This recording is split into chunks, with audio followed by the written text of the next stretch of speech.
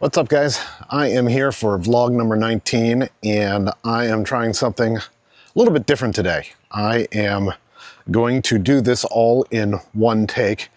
Hopefully this turns out well sound-wise, because I've never been a fan of having the microphone right up there in my face with the big puffy wind muff on there. So I actually have a lavalier mic with this little hidden attachment that goes underneath my shirt. So hopefully it turns out and we don't have any issues with it. So I'm gonna do this entire vlog in just one take. I'm not gonna do any editing, which does make my job a lot easier. There is zero chance I can do this without actually looking at my notes here though. So, I'm gonna just do like quick glances, but this is really, about advice to my younger self. If I could, go back in time and slap some sense into myself, well, geez, I'd need a whole damn travel budget. But here's the short version. I'm gonna talk to myself when I was 25, when I was 35, and when I was 45. And 45 was not that long ago. I have not hit 50 yet. It's coming very rapidly. But these are just, three different versions of me, three different stages of where I was at. And they say, you learn the most from your mistakes, and if that's the case, then I should be Albert Einstein by now, because I've made every mistake that you can think of in the book. I remember growing up thinking that, looking around at all these adults, and they've just got everything figured out. And that's one of those interesting things that you find out, is that, man, they're all just winging it all the time and have no clue what they're doing. So it's an interesting little grayish day out here today, but I'm gonna take a little seat here and take a load off. My arm is hurting because the gym was rough yesterday. I actually skipped the gym this morning though. So yeah, here we go. I'm gonna talk to myself, 25 years old, 25-year-old John. You're in for a rough ride. But if there's advice I would say to that young guy who was, just getting out of a marriage from high school, nice girl, just, way too young to get married there. But I was, getting into, my DJ career at that time. And I'm not here to convince anybody not to chase after dreams or do anything like that. That would be ridiculous. But these are the things I try to tell myself, stop trying to impress everyone. No one knows what they're doing. They're pretty much winging it at all times. Some are louder than others. But I spent a lot of time trying to impress other people or get people to like me. I spent a lot of time trying to fit in. And that is something that, I have changed over many, many years here. But, and this is something that eventually when I do more long form content, I want to go into a little bit more about, trying to fit in versus belonging and finding out where you belong. So that's something I spent way too much time in my 20s trying to fit in. And I never really did fit in with, the right group or crowd. And, I met a lot of people over the years. I made a lot of friends, but, very few of those are still around. I do have a handful of friends from that era that I am still very close with.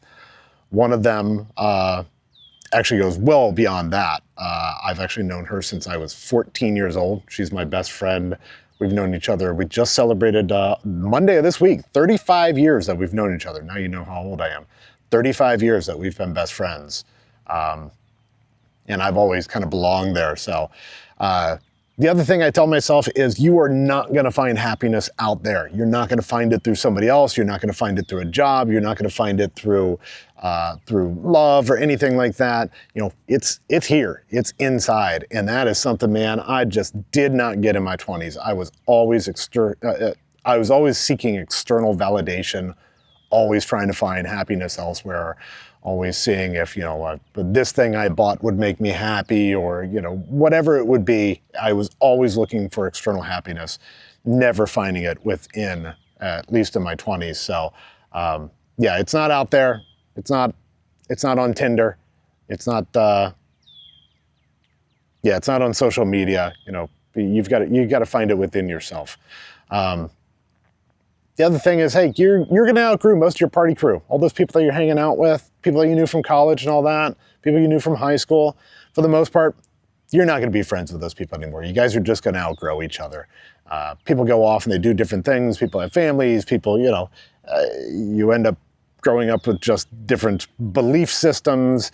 And, very few of those people are going to be your friends. Enjoy the time, have your fun. But just keep in mind that a lot of these things are very temporary, and that's okay. The other thing I wish I had told myself, I wish anybody had really told me, was, invest early. I used to manage an investment firm at some point in my 30s there. That's something I did for about 10 years. I managed an investment firm. I was chief compliance officer. We managed, mostly families, about 1,000 households. And I wish that somebody had told me to start investing much, much earlier. If you started at 18 years old, just 18, and put away $100 a month, started with $100 and put away $100 a month. And I'm not talking about investing in cryptos or any kind of, I'm talking about investing in boring things like index funds. The dirty little industry secret that's not, I don't think it's really a secret anymore. 86% of mutual funds out there, they can't even beat a standard index. All this doing crypto and thinking this is going to go up and this is going to go up, all you're doing is gambling, all right? The smartest guys in the world can barely even match or beat an index fund. So don't think just because you got lucky right now that you're, printing money and you know what you're doing. Anybody could throw a dart at a dartboard and pick stuff that's just going to make money in this era right now. It actually doesn't make a lot of sense, which means we're probably due for a major overcorrection. But if you started at just $100 a month, throwing it into, aggressive index funds, and all you did was add $100 a month, every single month, until you were, 68 years old. Let's say it's 50 years. Let's say you're getting ready to retire at 68 years old. $100 a month. You never increase it. You just keep adding that $100 into that. You'd have $1 million. $1 million from just $100 a month. Now, I'm not advocating you only put away $100 a month. And I understand that at 18, $100 a month seems like a lot of money. I can tell you it's not. You've got it. You're spending it on, Starbucks or whatever it's going to be, or going out drinking. And I'm not saying you shouldn't do that stuff, enjoy those things, but make it a priority, $100 a month that you just start putting away. Now, as you get older, you can certainly increase that amount. You can keep going with that, and most people are going to. I'm just talking about the bare minimum. That's the power of compounding interest when you start off that early. $100 a month, every single month. I'd have $1 million in about another 20 years at retirement. So, do more. Obviously do more. Don't say, oh, I'll get to it one day, because you won't. If you keep saying, oh, I'll get to it one day, I'll get to it one day. You've got to make it a priority now and get in there as soon as humanly possible to actually start investing that stuff. So invest early. Also, last piece of advice I give my 25-year-old self is don't date her. Yeah, you know which one I'm talking about, John. Don't. Just don't do it.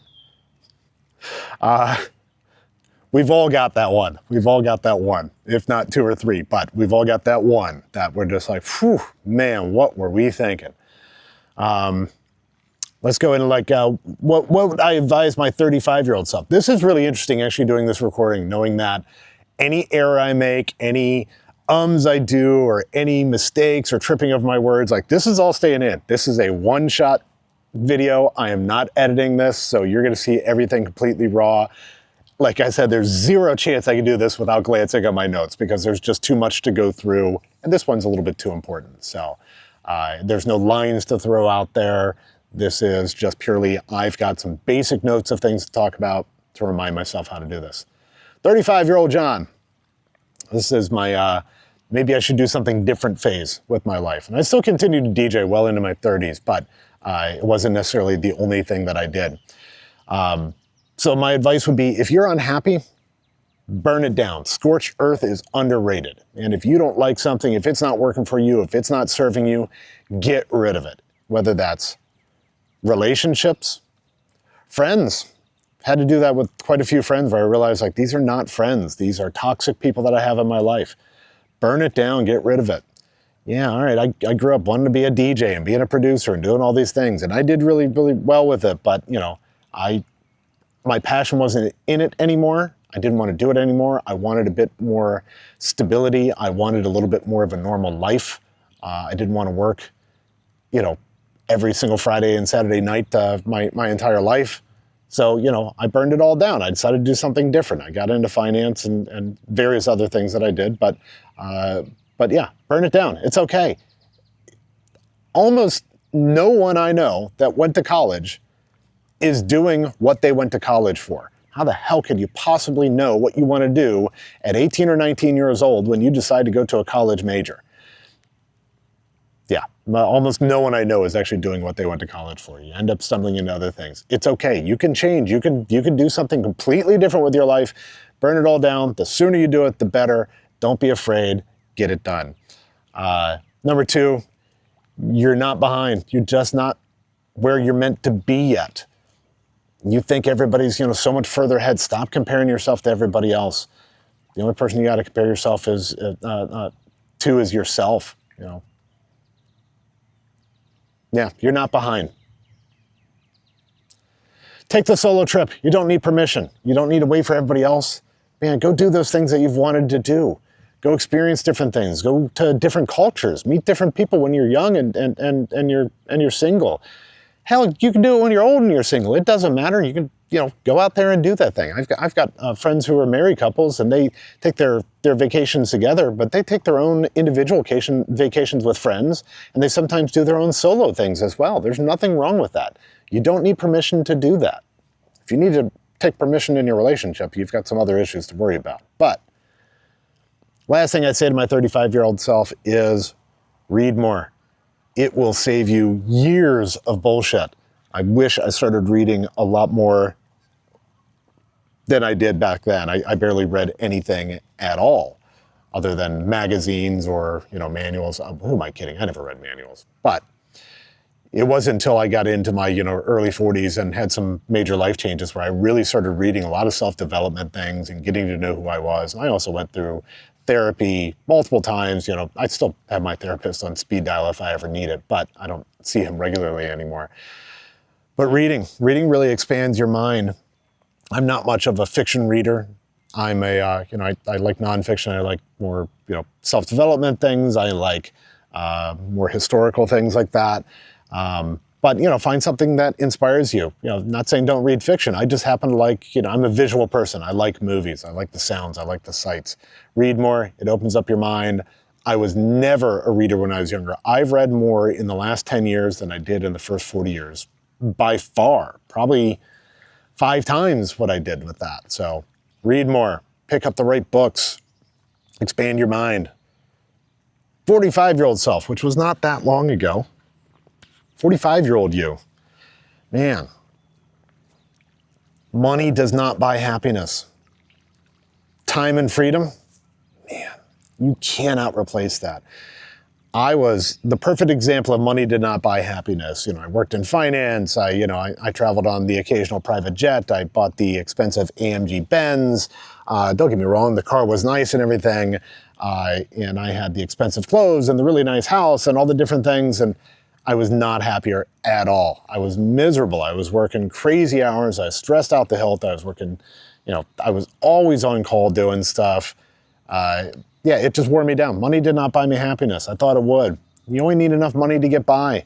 As soon as I learned to just downsize a lot of things I had and lead a bit more of a freedom life, just get out there and enjoy, and I have a little bit more control of my schedule and the things I can do, it's much more value to me than anything else. Money is not going to buy you happiness. And I understand, I think maybe it was Steve Martin that said this a long time ago, said, whoever said money can't buy happiness has never been poor. And I'm not saying that, you know, being poor is easy, but you only need enough money. Everything else is just noise. You just need enough money to get by. You need enough money to get by and do some of the things that you want to do. You don't need that expensive car. My Honda Civic gets me from the exact same place that the Mercedes did. And it cost me way less. It's way less headache. It's way less stress. I've never been underwater on the loan on that car because of the value. Yeah, I'm not saying if you got money, you can't go out and enjoy nice things, but if your goal is to make money and that's all you want, don't do that. Do it because you want to have a comfortable life, and that's fine. You know, stop waiting for, this is number 2, stop waiting for that magical lightning bolt of clarity. You just got to move, you know. Stop waiting for, you know, things to happen. You got to go out there and actually get it done. Stop watching videos on YouTube and start making stuff. Stop studying creative stuff and start creating things. You want to create more than you consume. The last one I would tell myself at 45, because this is about where I was when I started into this venture, start the damn vlog. Press the damn record button. You don't need to be special. You just got to show up. You just got to start doing it. I didn't expect to be great at doing this right away. There's an old quote from an Ira Glass, NPR host, where, you know, he's been in the creative realm for a long time. And I'm going to paraphrase the entire thing, and I've talked about this before, and I'll talk about it again. Those people that are in the creative space, the thing about being a creative is you've got this taste. You know, I know what I like. I know when I go look at videos and I can see some of these top creators doing all this just crazy cinematic stuff, and I'm like, God, I want to do that so bad. And, you know, I love seeing the stuff that they're doing, and I want to learn how to do all that. So I know what that good taste is. I know what that looks like. The problem is that when you start creating stuff, like, you know it's good, and you know that the stuff you're putting out there is not very good. And that's part of the creative process. You know it's not good, but you just got to keep doing it. You've got to keep showing up and keep doing it over and over and over again until you get better at it. It's the people that give up before they get there, before they finally achieve, before they finally hit that point. They're the ones that never make it. The ones that keep pushing through, the ones that keep going through this I'm gonna suck phase over and over and over and go through the struggle, they're the ones that you see on top. They're the ones that you see successful and doing the things that they're doing. There are a very, very rare few that are just natural at it. But for the most part, everybody else, they had to work at it. You've just got to keep doing it. You just got to keep showing up with it. So, look, to close it out, and this mostly applies to things that happen in my life, but I'm sure that a lot of other people can relate when you're talking about, you know, the things that have gone on in your life, the negative things that have happened to you in your life. My father told me something once when I was, 16, 17 years old. And my father at the time had just recently gotten sober. He had been, an alcoholic most of his life. He's been sober for, 30, 40 years now, whatever it is, 30 years. And he's recently newly sober. And, my father and I do not have a close relationship. And at the time that my father told me this, I think I was 17. The time my father told me this, it kind of pissed me off because I was 17 years old. And it took at least a decade, if not more, for it to finally sink in and for me to actually understand it. But what he told me was that I may have caused all your problems in life, but they're your problems now.